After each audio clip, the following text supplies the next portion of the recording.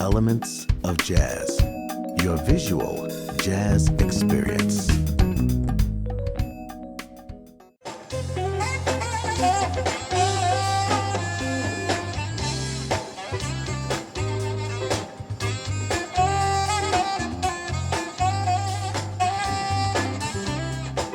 My upbringing, Tampa, Florida. Well, I come from a musically gifted family. My dad plays the bass, my mom sings and plays the piano, my older brother plays the drums and the trumpet, my younger sister sings and also plays the piano.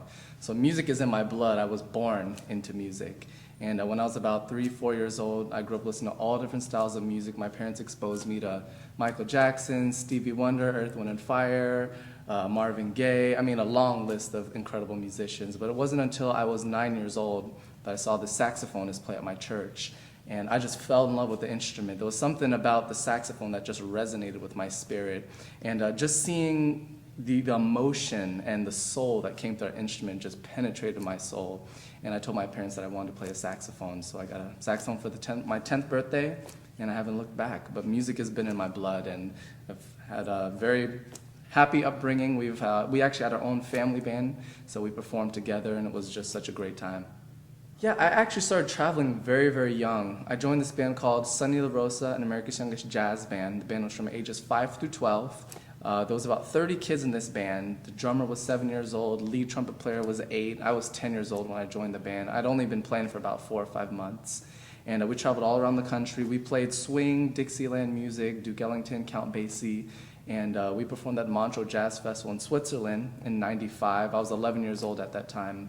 And it was just an incredible experience. And after that band, I formed my own band when I was 13 years old.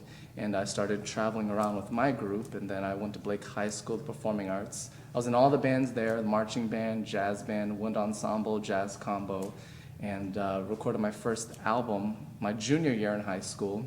And also studied music at the University of South Florida in Tampa. So I've had a lot of education, a lot of great opportunities early on in my career, and I've been blessed to have that. It was a great time for me. I mean, I had an incredible experience in college. I mean, I was always so busy with my music that I kind of missed out on that whole college experience.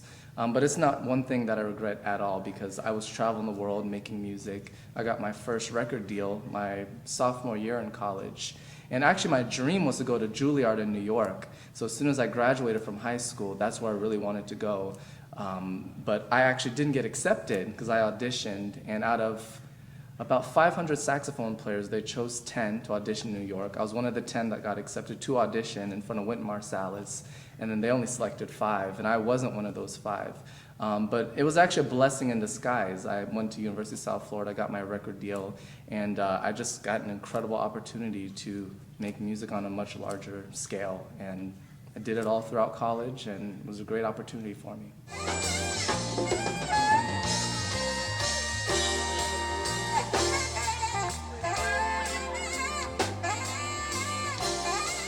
Well, Herbie Hancock and Stevie Wonder are 2 of my favorite artists. I mean, there's really a long list of guys that have influenced me.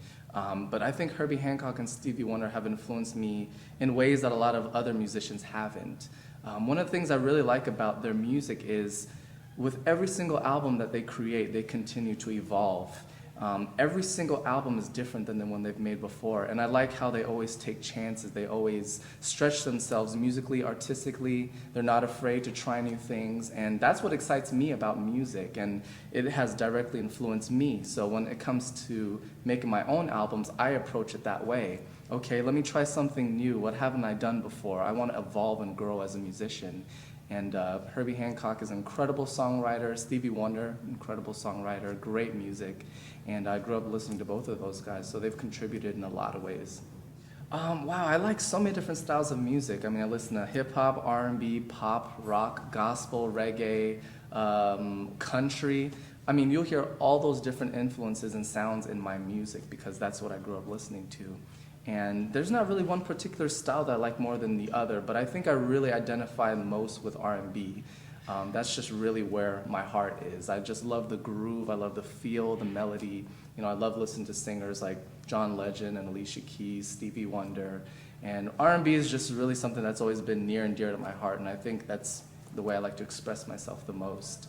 And that's the great thing about jazz, is it encompasses all those different styles, all those genres, and it's all just fused together. You know, it's funny, whenever I was a kid, I just always loved performing. There's nothing that's more rewarding to me than seeing the people that I'm performing in front of dancing and clapping and smiling.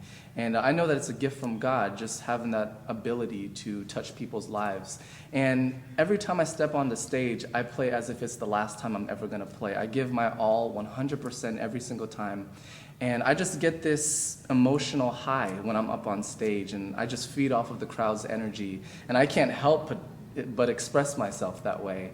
And it's just, I think it's a fun thing for them also, because they feed off of that excitement, that energy, and it's just a fun thing for everybody. I like to interact with the crowd. They're the reason why I'm there. So I grew up watching Michael Jackson perform and Prince, and I want to put on an incredible show.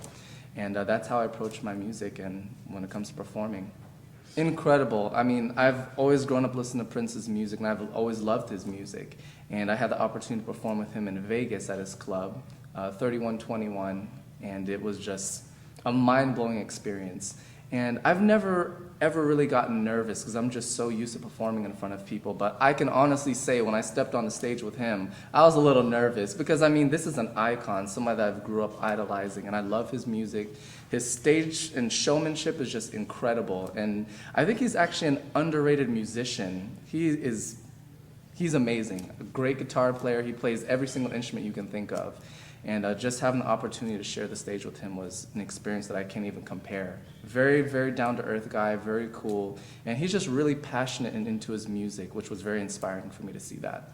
I started a campaign called On a Mission in the Schools about 3 or 4 months ago. And what I'm doing is, in every city that I'm touring and performing, I'm staying either a day later or coming a day early. And I'm going to different elementary, middle, and high schools, and talking to the kids about, you know, following their dreams, and just promoting the importance of music education, because I think that's kind of gotten lost in the school system. And I wouldn't be here had it not been for the opportunities I had in school.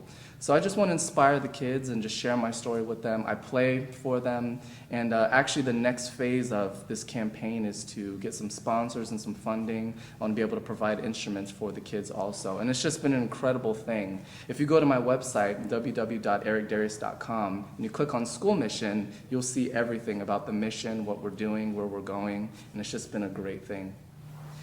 I just want to tell all of you, the listeners, the audience, thank you sincerely from the bottom of my heart. You truly are the reason why I do what I do.